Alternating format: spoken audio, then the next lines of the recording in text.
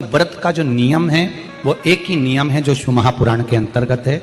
सुबह पूजा की थाली लगाई है। 5 व्रतों का विधान है, छठा व्रत का विधान नहीं। कितने व्रत? 5। सुबह पूजन की थाली लगाई है। पूजा की थाली, अभिषेक का सामान सब लेकर आप मंदिर में जाइए। शिव मंदिर में जाकर बाबा का जल अभिषेक पूजन करिए जिस हिसाब से आप करते आए हो। पूजन की थाली में सामान उतना रखना जो शाम को भी आपके साथ चला जाए, अलग से नहीं रखना पड़े।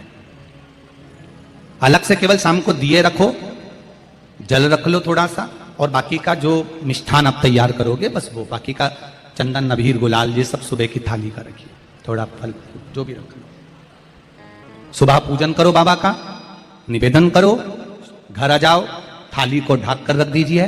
शाम को जब जाओ कोई प्रसाद उतना ही बनाओ जितना भगवान के लिए बना रही है। ये नहीं कि खीर ज्यादा बना ली तो आधी हम यहां ले जाएं और आधी घर के लिए छोड़ दें, नहीं, उतना ही बनाओ जितना भगवान के लिए जाएगा, जिसमें से 3 हिस्से हों। एक पात्र में भरकर ले जाओ, दोने ले जाओ, कटोरी ले जाओ, प्लेट ले जाओ, जो तुम्हारी मर्जी पड़े, कागज ले जाओ, जो तुम्हारा मन पड़े वो ले जाओ। 6 दिए लेकर जाओ, बाबा के मंदिर में जाकर पूजन अर्चना करो। शाम को अभिषेक नहीं करना है, केवल छींटा देना है। थोड़ा सा जल जो बचा हुआ है उसमें से थोड़ा थोड़ा छींटा देकर, जल का थोड़ा सा छींटा देकर पूजन आदि कर कर, जैसी पूजन सुबह करी वैसे ही भाव से पूजन करो। 5 दिए थाली में से नीचे रख दो, 6वां दिया भी नीचे उतार दो थाली में से। 5 दिए लगाना जब प्रसाद के 3 हिस्से पूरे कर दो, प्रसाद के 3 हिस्से रख दो नीचे, फिर दिए लगा दो 5। एक दिया उठाकर जिसको जलाया नहीं है वापिस अपनी थाली में रख दो। 5 दिए प्रज्वलित कर कर बाबा को निवेदन कर दो, बाबा आज मेरा पहला पशुपति व्रत है, इसको स्वीकार करना। दिल से बाबा इस कार्य के लिए मैंने करा है, इसको स्वीकार कर लेना।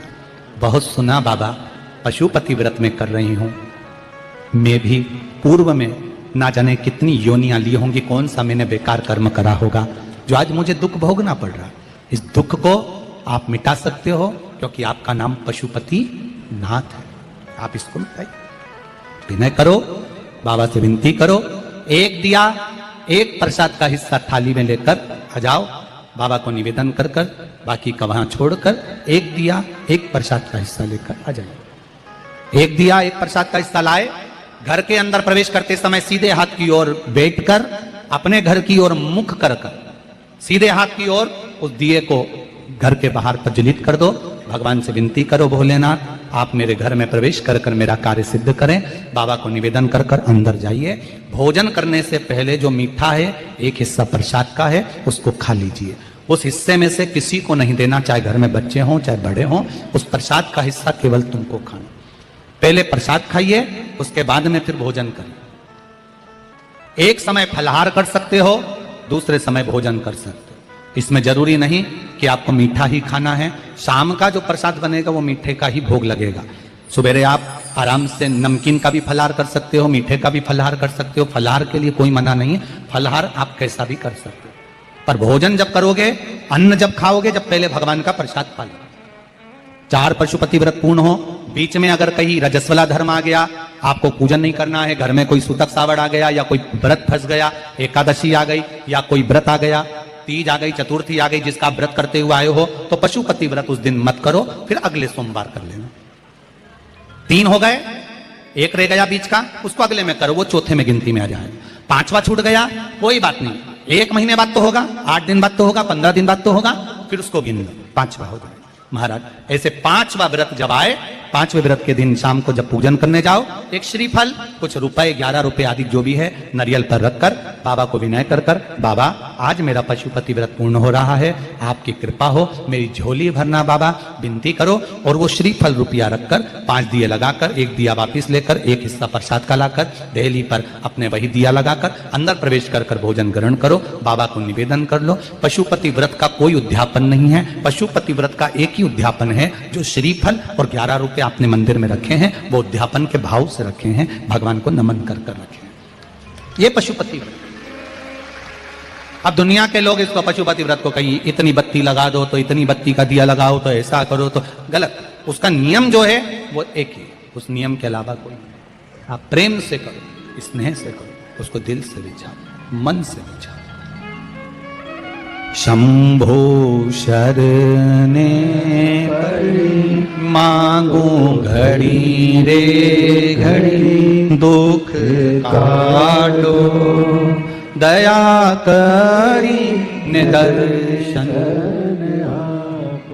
आप दिल से उसका स्मरण, ये पशुपति व्रत है।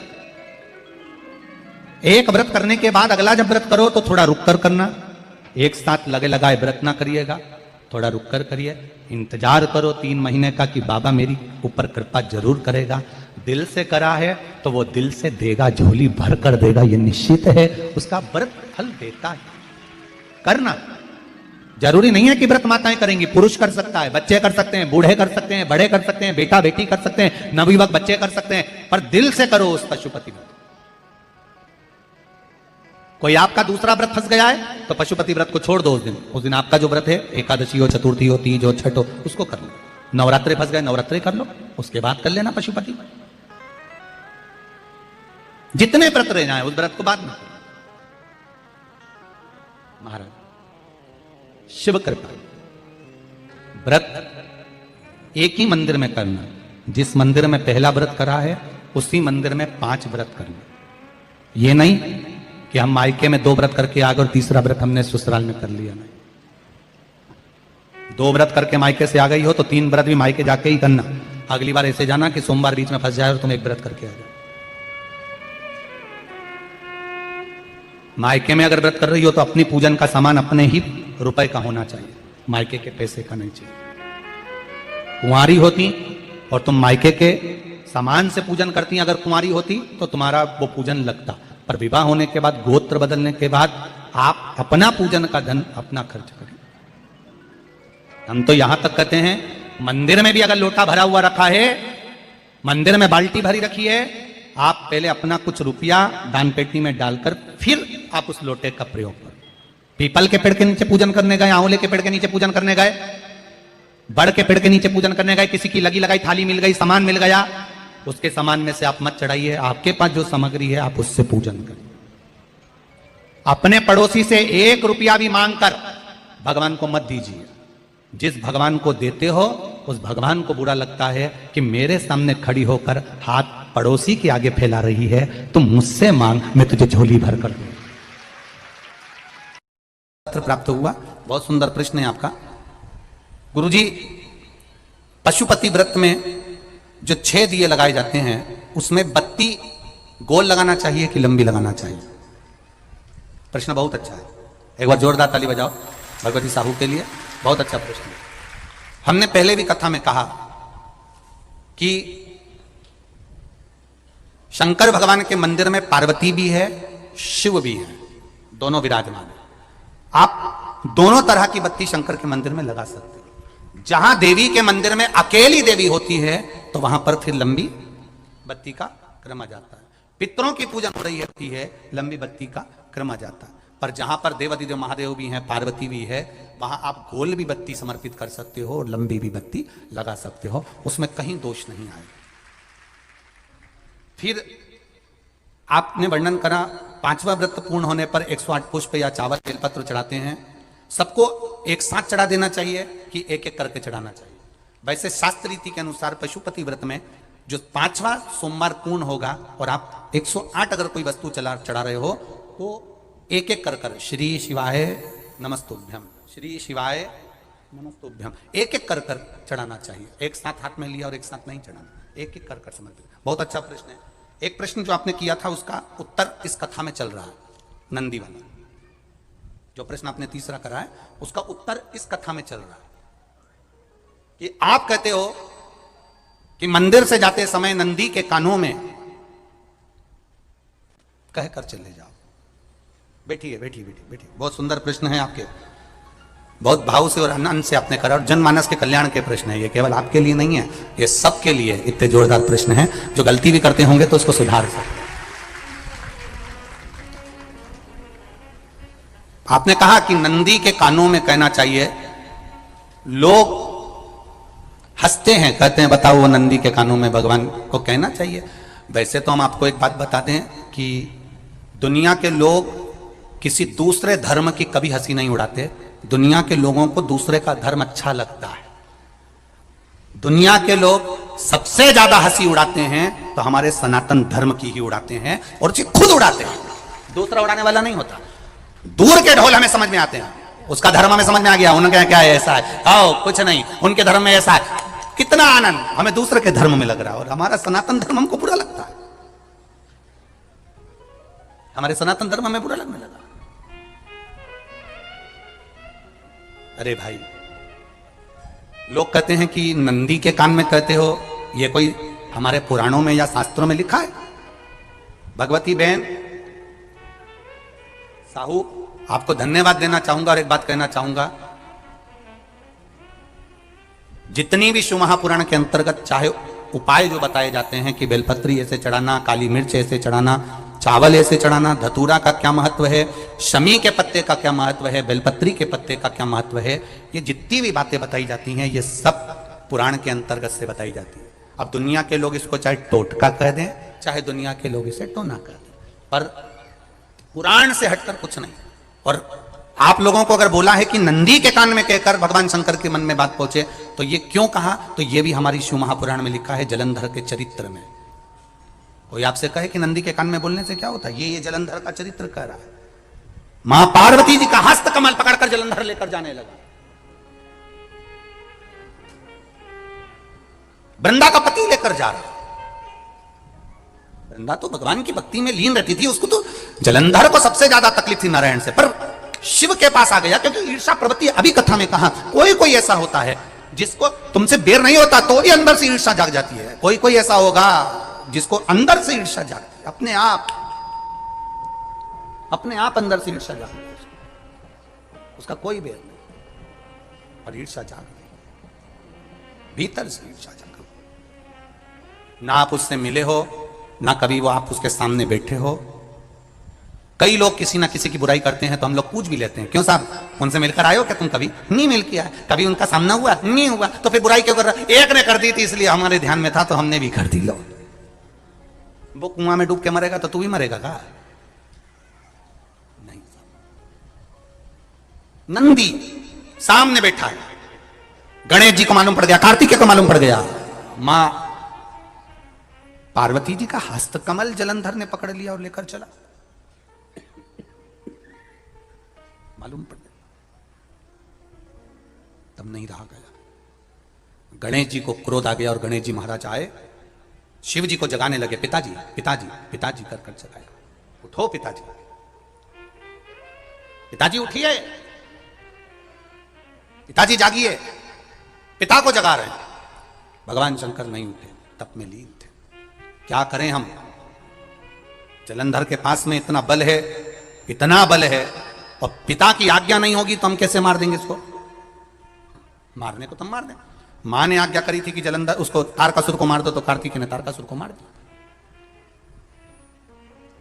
शिव जी की आज्ञा नहीं तो हम इसको कैसे मारें? क्या करें? सब कुछ गणेश जी ने देख लिया, शंकर जी के ऊपर बहुत बहुत बहुत बहुत प्रार्थना कर कर देख ली, पर शंकर जी नहीं जागे। तब आखिरी में विनायक ने, गणेश ने, जितने लोग आस्था चैनल पर कथा सुन रहे हैं, जितने लोग फेसबुक यूट्यूब पर कथा सुन रहे हैं, इस बात को याद रखना कि नंदी के कान में कहने से क्या होता है, वो ये इस कथा से सीख लेना। आखिरी में गणेश जी को लगा किसको कहूं, शंकर जी भी तप में हैं, नंदी भी तप में है, मैं किसको कहूं? शिव जी को कह के कर थक गया, पिताजी को बोल बोल कर थक गया, पिताजी जागते नहीं। अब मैं किसको कहूं ये बात, किससे कहूं?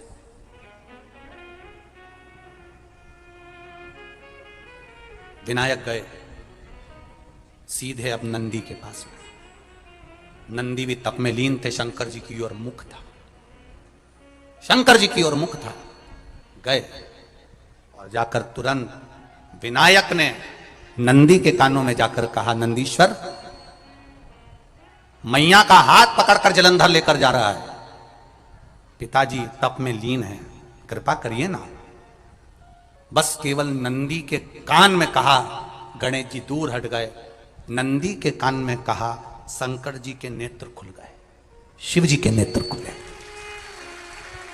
ध्यान देना जरा, इस शिव महापुराण की, आशुतोष शिव महापुराण की कथा, जो कथा यहां कही जा रही है, ये कथा पहले के चरित्रों में सुनने को नहीं मिली होगी। जरा ध्यान देना इस संवाद पर। जितने लोग आस्था चैनल पर, जितने फेसबुक यूट्यूब पर सुन रहे हैं, सनातन धर्म की हंसी उड़ाने वाले कह देते हैं नंदी के कान में कहने से क्या होता है, नंदी के सामने जाकर बोलने से क्या होता है, नंदी के पास बैठकर बोलने से क्या होता है, नंदी के पास बैठकर शंकर जी का मात्र दीदार करने से क्या होता है, दर्शन करने से क्या होता है। वो अच्छे से समझ लेना। जो लोग सनातन धर्म पर उंगलियां उठाते हैं वो अच्छे से समझ लें इस बात को।